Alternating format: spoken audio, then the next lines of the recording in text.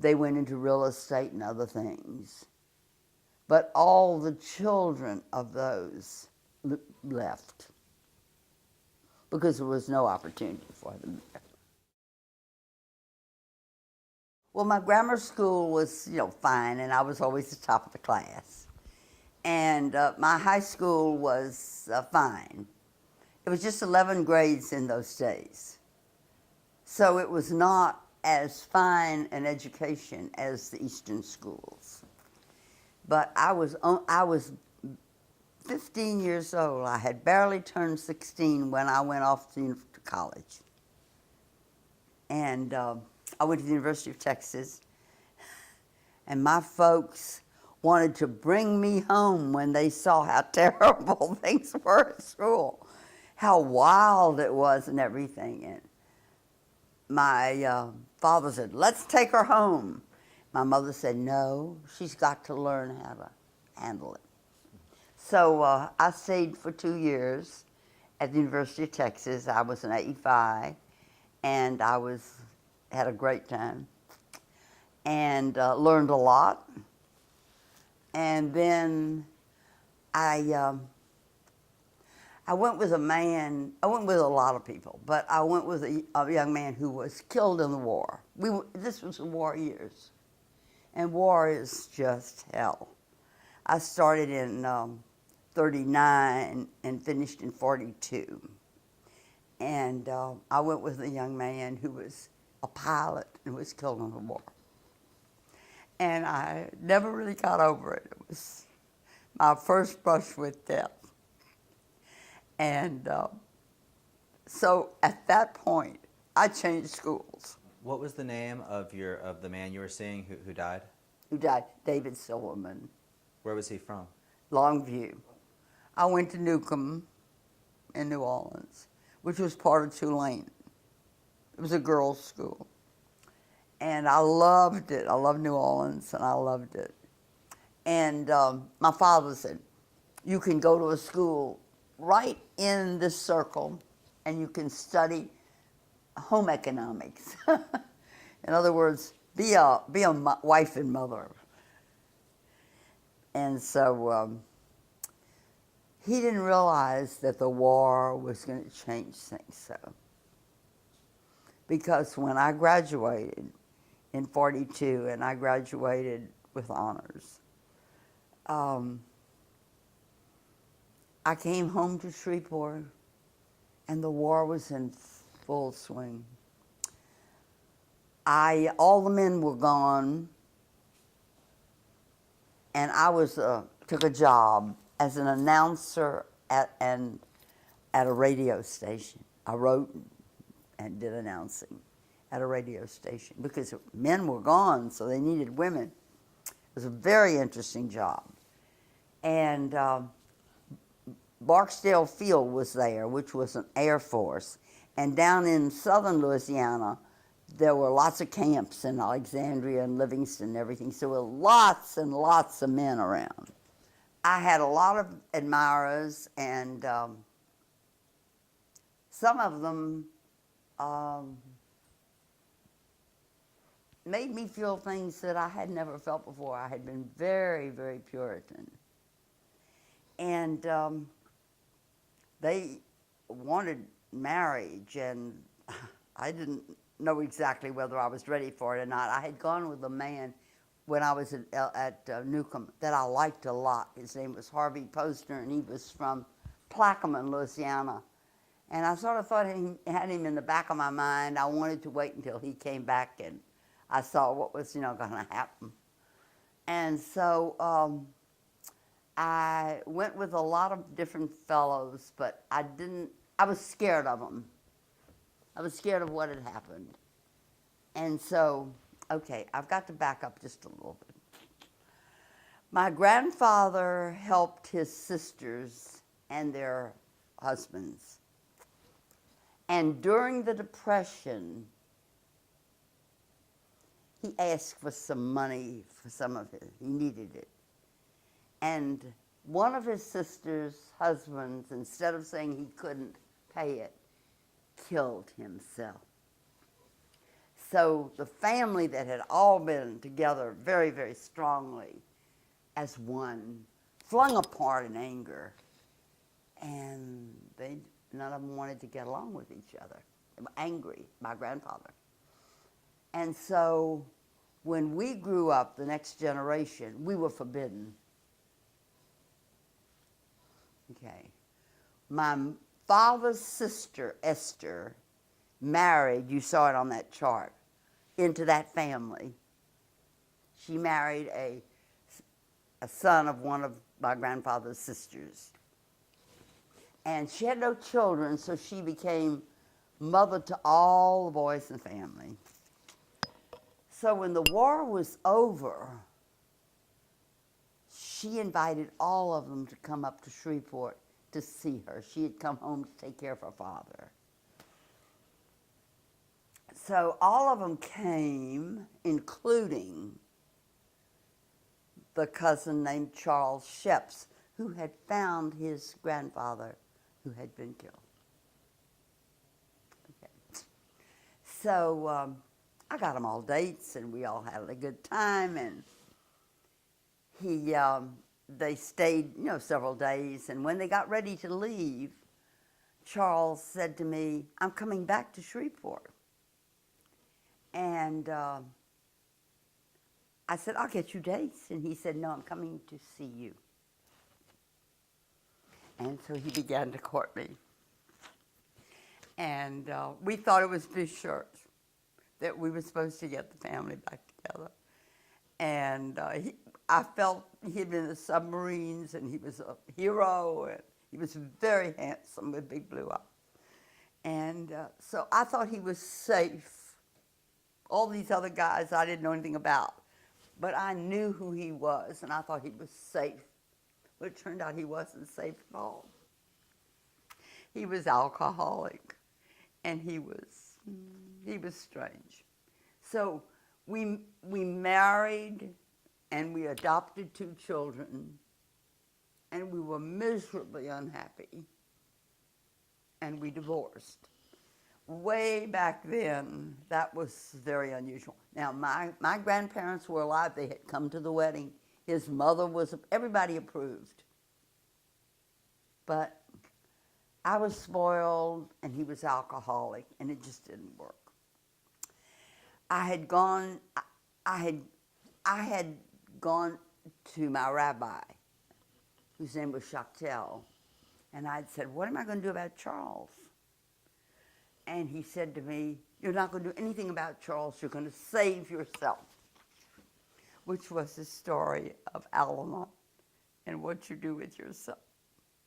I couldn't do anything about him. So after 9 years, we were divorced. I married in 46, and I divorced in 9 years later, 46, 55. And my children were 3 and 5 years old. He remarried, and they helped me a great deal with these children, because that's a whole nother story. Adoption is a complex, lifelong problem. And although we adopted these 2 children from an agency, Volunteers of America in New Orleans, the style then was to keep them in a nursery bed for 3.5 or 4.5 months. They weren't, when they put you in your arms and you say, "Oh, look, I can bond." Well, these children weren't that way. So it turned out that both of these children were large problems. And so that Charles and his wife, he drank 15 years into that marriage, and 15 years he was recovering, and he helped thousands of people in the community. They helped me with the children. And I was single for 7 years, and then I remarried. Take us back to the divorce. Tell me just a little more about that. Well, it was a friendly divorce, and Charles helped a great deal with these 2 children, whose names were Chuck and Linda. And these children became very, very problematic in our life. Well, the boy was emotionally disturbed, and the girl was a runaway. Because adoption is a very complex, lifelong problem. And people want to know who they are. They're out here. They're not you. They're not them. They want to know their roots. I would have turned heaven and earth upside down to know who I was if I didn't know. And these two children were both insecure as to their backgrounds. I moved to Houston 60 years ago. It was a wonderful town, but much smaller, 300,000 people. And you moved there after? When I married Charles Sheps. It was in 46. Houston was a wonderful city. It was always a going town. It was, they had music and art and books and all the things that I was really interested in. And I began to get my Jewish education because I married into Beth Israel, which was a Reform congregation, but there was a Janie Schachtel study group that was named after the rabbi's mother, and we learned the basics of Judaism and where Judaism differed from the books by Rabbi Silver. And I began to learn what it meant to be Jewish and what Judaism then and still today means to me, which is a strong ethical culture of being honest and charitable and good and believing in something bigger than you, not specially learning Hebrew and doing every text, because I really believe that the Bible was written by men to teach a story. And so that is my form of Judaism. And I've done certain things like written ethical wills, which I've given to my children on what I think is right, and also spoken from the pulpit on what Judaism has meant to me. And it has meant a great deal. I'm proud to be Jewish. I love being Jewish. I love where I fit. But I don't, and I do the holidays and all that kind of thing, light Friday candles. But I don't believe in a lot of the mystics of it. I believe in the goodness of it. We had been very loose as I grew up. My grandparents on both sides were more Jewish, but my parents did very little. You wanted to speak about something from between your first Yes, and second marriage. Correct. This was a very important part of my life. I grew up. I had been protected and I had been unrealistically reared. And this was a part of my life in which I really matured. I was 7 years with the two children, and I wasn't alone, but I was unmarried. I stayed in Houston. My folks wanted me to come back to Shreveport, but I did not want to. So I stayed in Houston and I worked. I worked for a company that did advertising. You went out to stores and told people how to sell product. It was very interesting. It was sort of like a promotional company. And I really enjoyed it. I learned all about it. I also worked for a radio station here doing a promotional thing where I went all over town and I learned every part of Houston. And it was K-News, and it was very, very exciting and interesting. What was the radio station? K-News, K-N-U-Z. Okay. I did a promotion for them. Well, I worked a long time, but I wasn't making a living off of what I was doing. My folks were supplementing me, and I had a home. I owned a home. And I was going out a lot. I had a lot of dates and everything. But I had one main man during that period. And that man was a childhood sweetheart that I had known from Shreveport. And he had come here to live. He was an accountant and a lawyer.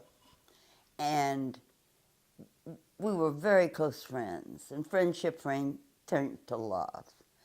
And then I knew that what I had had in my marriage was not right, because it was different. This was something with understanding and communication, respect. And it was entirely different than my marriage. And I determined that I would never marry again until I had those qualifications in a marriage. We did not marry. It didn't work out.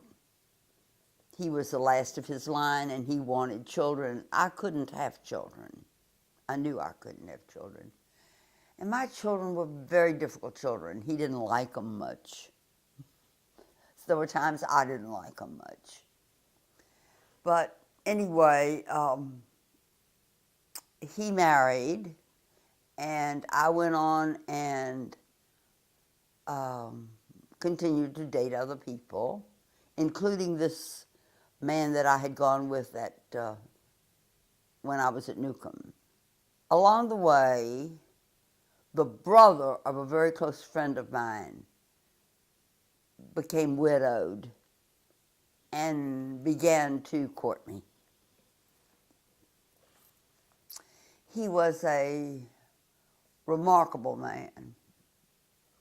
He was a food broker named Harry Folloder, and when he came into a room, the whole room lit up. His wife had died of cancer, and he had 3 sons. He had had a heart attack early in his life. So my parents just thought, no way. You can't marry a man and blend a family, and he's sick already. But we went together until we fell very much in love. He said, I want to marry you. And I said, you don't even know me. He said, I know what I need to know, and I know I'll never change. So we went to visit my parents. He took all the things he owned and his credit sheets and everything, and he had managed my children so well. They were so difficult, and he had managed them so well. My father talked to him, and when he finished the conversation, he said, why, you could have been my son. I love you. So, well, it was okay for us. And so we married, and I married into this home 50 years ago. Now, what year was that? Born in 1962. And we united my 2 children, who were 10 and 12, with his 3, who were 13, 15, and 20, and 4 dogs, and we made a life, a wonderful, wonderful life together. I think that the secret of the marriage was several things which I want to put down. He put all the children on this couch right here, and he said to them, I don't need anything Muriel's got, and Muriel doesn't need anything I've got. We love each other, and she's always going to come first, and you kids are going to have to fall in line. And they did. And then he believed that there shouldn't be a 50-50 marriage. It should be 100-100, because it was overlap that counted. And then he had another thing he talked about, people feeling emotions like thimbles or wells or cups or oceans. Well, when you feel 2 thimbles can get together and 2 oceans can get together, but it's only bad if an ocean gets together with a cup. And fortunately, he and I both felt oceanful, so we were fine. We were together for 14 years until he had a heart attack and died. But during that 14 years, we traveled all over the world. Went on ships, sun, sea, loving each other. And we slept every night in each other's arms like two spoons. And we were very, very, very happy. His children, they knew their mother, and I didn't try to be their mother. I was their friend. Those children are very much my children today. And their grandchildren know no one. The oldest boy married before we married. He was 20 years old, and his name was Larry. And he married a Shreveport girl named Mary Carroll. Now, the next boy, when we married, was 15, and his name was Brian. He eventually married a girl named Jody Katz from Indiana, and they had 4 children. Larry and Mary had 2 sons. The youngest boy was 13. He had just been bar mitzvahed. His name was Mark, and he eventually married a girl named Gail, Line Quam, and they had 3 sons. All those children, and my children were 10 and 12 at the time. Chuck was 12 and Linda was 10. And I don't have to tell you what about the 4 dogs. But they were very important in our lives as well. And my children adored him, and he was wonderful with them.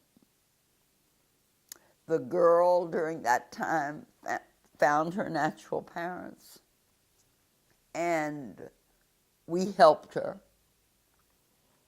And we felt that it was another rejection. The woman did not want anything to do with her. She didn't feel that way. She felt that she had been completed.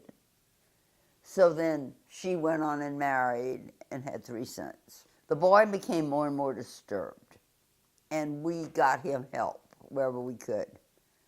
We had him for a while at the University of Michigan, where we would fly up there in a day and have help and come back. And we had him at Menninger's. We had him all over. Actually, he died last year, normally and without any trauma. But he had been on everything known to man. I mean, he was on drugs and drink and everything. I was an enabler because I kept him up. But he was a difficult, unhappy man. And he never did have any real peace. And he was responsible for 2 very important things in my life. Chuck was. For one thing, I went into Al-Anon, which were the families of people, and I was in for 35 years. I still am. It taught me how to detach with love, not to control, and it gave me a sort of a faith that I hadn't had. It definitely showed me how to live life one day at a time. So it was a great thing. The other thing he was responsible for, I started an organization for emotionally disturbed children called Can Do It, which became Child Builders. Mm-hmm. And it was, it's still going. It's 35 years old, and it's great. It helped loads and loads of children in the community. So even though Chuck was a terrible problem, he did something good in the world. Harry and I had all kind of unusual things happen. We made friends with, I had a corresponding friend that I had corresponded with since David Silverman had died. And we met them, and they were from Australia. And so we made a trip. We promised them we were coming, and we went from Australia to New Zealand and then back to Hawaii, where Punch Bowl, where David was buried. And we did that trip. And then they sent their girls to me. And I'm still corresponding with her after all those years. We also went to New Zealand. And we went to the North Cape, and we took with us the children. And one year we sent all of our children to Israel. We've been to Israel several times. And all these beautiful things in my house we collected because they meant something to us at the places we went. We had a lot of foreign visitors in our home, in and out of our home. We came back from the Orient with a Japanese man who became our friend. And he stayed here many years and then went back and became the head of a company in Japan and sent his sons to us. And when I traveled in Japan, I traveled with that family. So we had this Japanese family. I had brought over a Chinese musician for a friend, and he became my friend, his wife and family. These people in Australia and New Zealand had become my friend. I had a very close relationship with a doctor who came out of Poland, Christina, and I stayed very friendly with Christina and her family.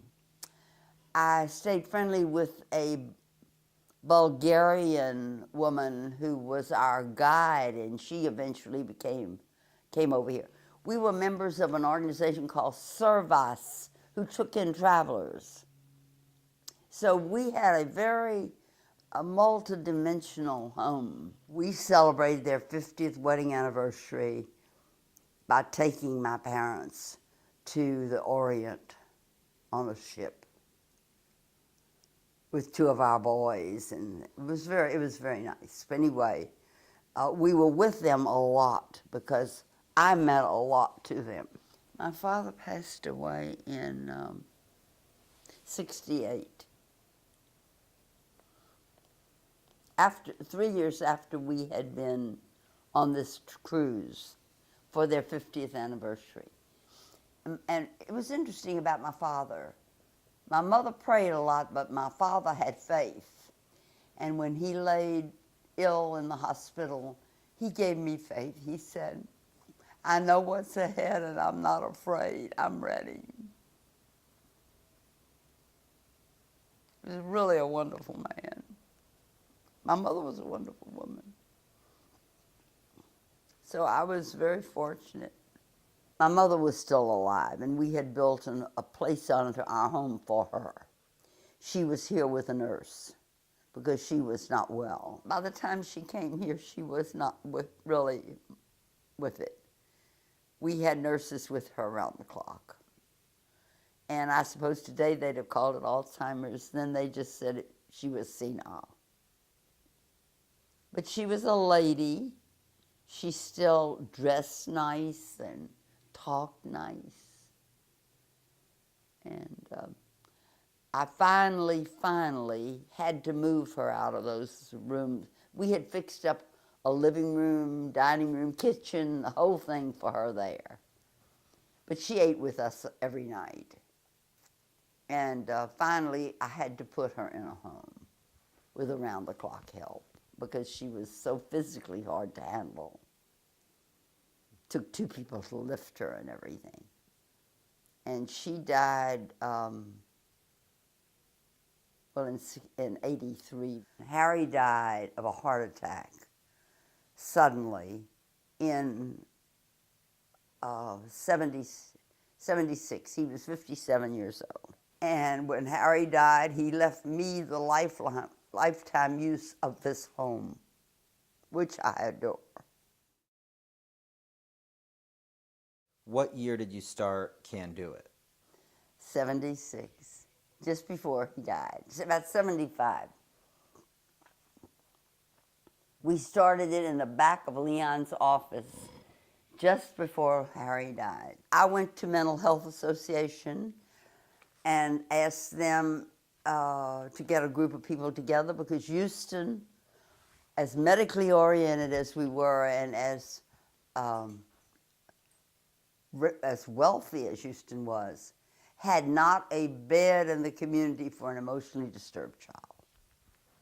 So I knew this, and I knew that what happened to children when they were emotionally disturbed was they just sent them somewhere else or threw them on the dump heap. So I went to Mental Health Association and asked about this problem. I had a girlfriend who worked in the schools, and she told me, Muriel, there's no place to put a kid when they're sick. And she knew that it had fallen on very fertile soil. So we gathered 6 women together, and we started meeting at Joseph's wine cellar. And we didn't know exactly what we were going to do, but we knew that we needed to do something. And so we met about a year without any special plans except just making insurance plans and finding out about what was available, you know, from federal monies and stuff like that. And then we came upon a little house that had belonged to the priests behind Catholic Charities.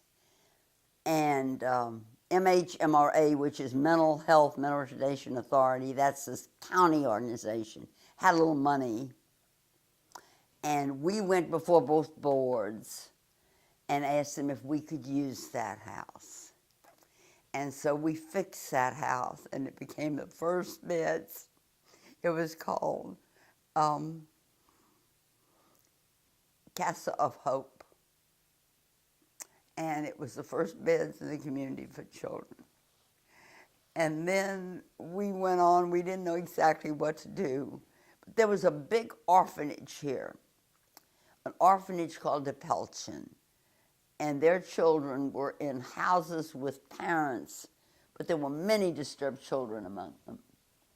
So we kept eyeing that place. And we went to their board for 2 years without any luck. And then their psychiatrist said these children need care. And so we convinced their board to let us raise some money and build a residential treatment center, which we did. We went to Houston Endowment. There was one woman among us who had the connections with the Houston Endowment. There had to be people who did everything, social workers and in our little group. And so we incorporated into an organization with a board of directors and called ourselves Can Do It. Children Action Now, developing options in treatment. And so we figured because of the name we had to do it. And so we went before this board at the Pelchin, and then the lady who had the connections with Houston Endowment went with Houston Endowment. And at that time,